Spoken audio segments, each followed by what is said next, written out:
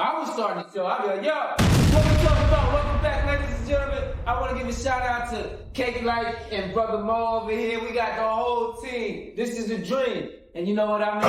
What they talking about? This money, what I'm talking about. What we talking about? Money, what we talking about. What they talking about? This money, what I'm talking about. What we talking about? Money, what we talking about. What we talking about? This money, what I'm talking about. Let's go. If it ain't about the money, what we talking about? If it ain't about the money, what we talking about? What we talking about? What we talking about? I came for one reason. Dinner time,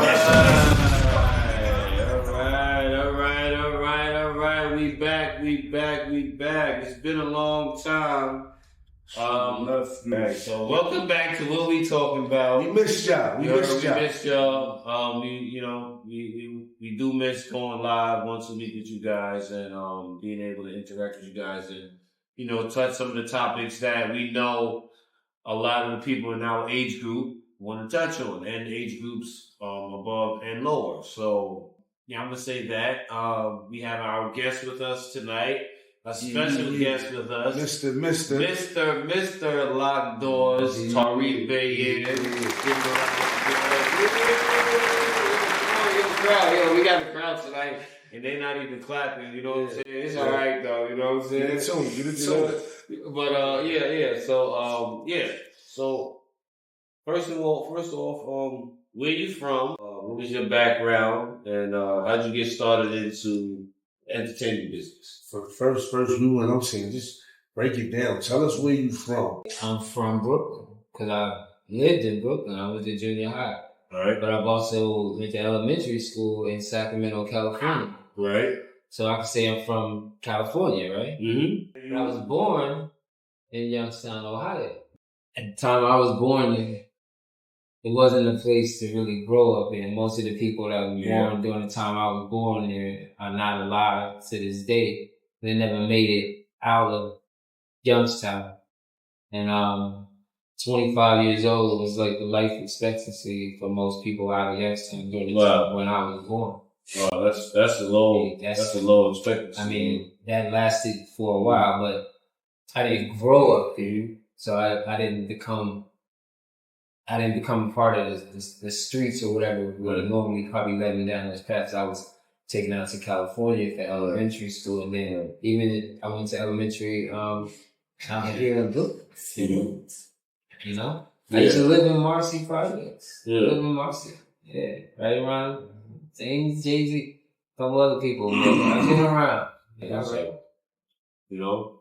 Yeah. So at what age did you start to embark on your journey to music? I think I would say maybe 12, 13, because I was always put in the studio to sit on the side while my family worked on music. My family is of the music industry, and that's Kool and the Gang from Youngstown, Ohio.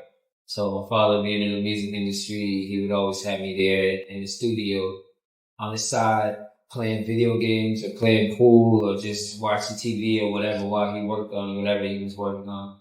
And I think maybe 12, 13 is where I really got into hip hop and music, listening to Salt Pepper and LL and, back in those days, those Def Jam artists really inspired me the most. Salt and Pepper, Fat Boys, yeah. LL was like one of my favorite artists, man. That's like one of my favorite artists from when I was a kid. Like, I always thought LL was like one of the best. So when he came with the album The Goat, I was like, yo, this is really going, and then he didn't get the traction. So, but I understand that because I understand how the music business is.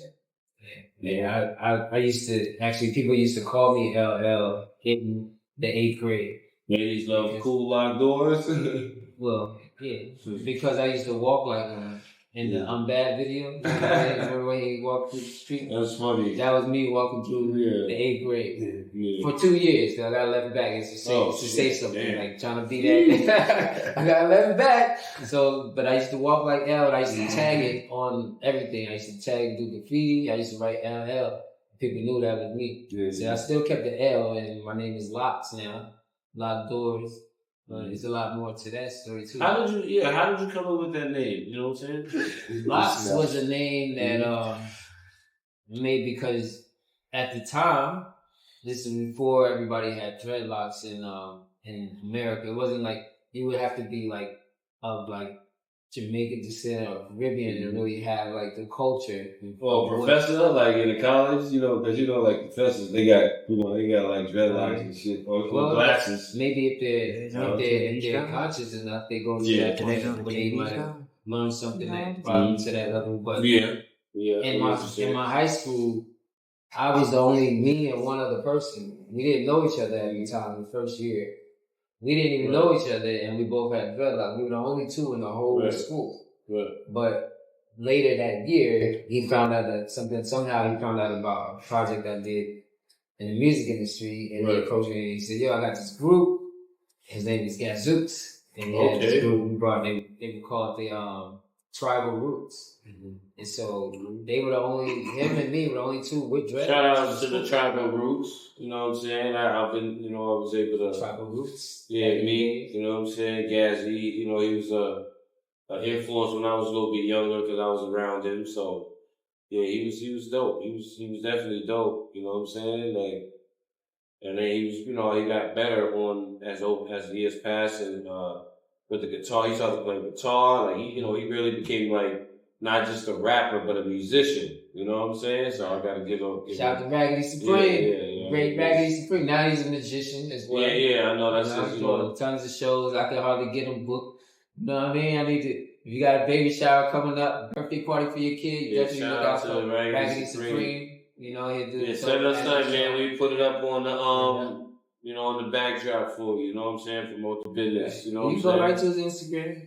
You know, Raggedy Supreme. Yeah, definitely. So he had approached me, asking me to produce his group.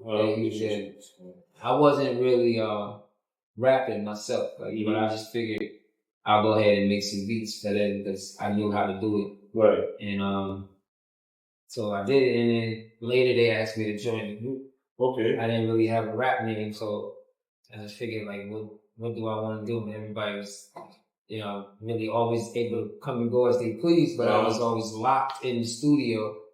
I couldn't just leave whenever everybody else left out for the parties. I had to stay in the studio. You was locked in. I was always locked in, so I felt like my name was locked. So I was always locked. And then later, that evolved into Locdoors, who was one of the artists I was producing. Right. Came down as a studio. Shout out to K Money and KP, identical. K-Money, KP. Identical TV. You can look them up on YouTube. They got a dope YouTube channel. Yeah, go check them out. Identical TV, Uncut, something like that, right? I'm not sure. Identical TV, right on YouTube. And you'll see they got it. I follow them on Instagram, so I'm not sure what they. I do watch their YouTube every now and then. K Money, KP. K Money, KP. Yeah. They play it. And K Money, the one that gave me the name. He came downstairs. He was like, "Locdoors," and ever since then. It's been Locdoors, and they started yelling it out. And then whenever I would make beats, they would call it Lockdoor Beats, and they would do what they call attack the track. Yeah. So it was a slogan we had way before people was making beats. This is before like internet, for digits. 8-track machines and this is back then. That machines. The big reels, the big tapes, the 2-inch reels where you had to cut and splice stuff. I had to go behind patch bays and pull wires out. Stuff that you do on the computer now used to have to physically be done. Right. But anyway, that's how I got the name Locks. Right. And from there it evolved to Locdoors, and there I am. Right? Aloysius. Yes. Alright, so with some of the well, you know what, I'm not gonna just ask you about the music. I'm gonna ask you about like what was your journey like, being in the music business at such a young age and getting a platinum plaque before you was even what 21, right? Like Big ColorMeBadd sold 6 million records. And I was 14, maybe 15 years old. And it came out on the New Jack City soundtrack that went 3 million, and then it came out as an album. So that one song, Sex You Up, went out that far. I didn't produce that song. I did write one song on the album. Yeah, was it NEF? Spider-Man and Freeze. Spider-Man and Sexual. Freeze, yeah. The song that I wrote was Heartbreaker, produced by Howie T. Right. Howie T used to produce Chuck Rock back in the days. Yeah. I don't know if you remember Howie T. Mm-hmm. Chuck Rock. But yeah, the song's called Heartbreaker on ColorMeBadd's album. Wow. I was 14. And then, but I work with a lot of people from that, you know, just growing up. Mm-hmm. Yeah. A lot of reggae artists. Gregory Isaacs, before he passed away, I was his in-house engineer. I worked with a lot of them. I remember my pops had brought NinjaMan over to the studio one day. I remember the NinjaMan. I got stories about that, but I don't want to tell those stories because I got stories I'm saving from the book. But yeah, got a lot of Shoreline's Gang, right? Shoreline's Gang, that's a reggae group that we produced from Canada. They're from Jamaica, but they were in Canada. Yeah. And so they ended up coming down to Queens to work with their manager. And Shoreline's Gang got a song called Body Moves. He did that song too. A lot of these songs are out now. You can go look them up. So one thing about watching somebody make decisions, you get to learn their mistakes. Right. And I got a chance to learn people make a lot of mistakes before I was put in a position to make those same mistakes. I think I might have avoided a handful. Some I probably should have avoided, but I didn't. And I think everybody got to make mistakes, you know what I'm saying, in order to learn. You know? So you don't take it back.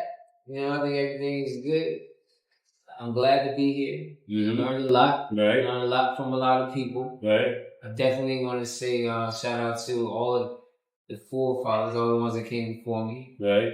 You know, Definitely. Shout out to Royal Bayan. Shout out to Khalees Bayan. Shout out to Amir Bayan. Shout out to Bell Bayan. Ron Cool You know what I'm saying? The headliners. Shout out to Uncle Adele. Adele, we love you. Bayan, You know what I'm saying? you know, there's so many people right now that I want to give shout outs to. My own family that led the way and opened the door for not just me, but pretty much everybody in the family. Because Kool the Gang is like one of the biggest groups to be. I think we just got into the Rock and Roll Hall of Fame. Yeah. I think we just got in. Yeah. Shout outs to Kool the Gang. We just got into my cousin Hakeem too. He out there doing his thing, and he was just on the like said, what was it, Good Morning America? he's everywhere. He's everywhere. He's living on America, Fox News. Yeah. You know what I'm saying? What they talking about? This money, what I'm talking about. What we talking about? Money, what we talking about? What they talking about? This money, what I'm talking about. What we talking about? Money, what we talking about?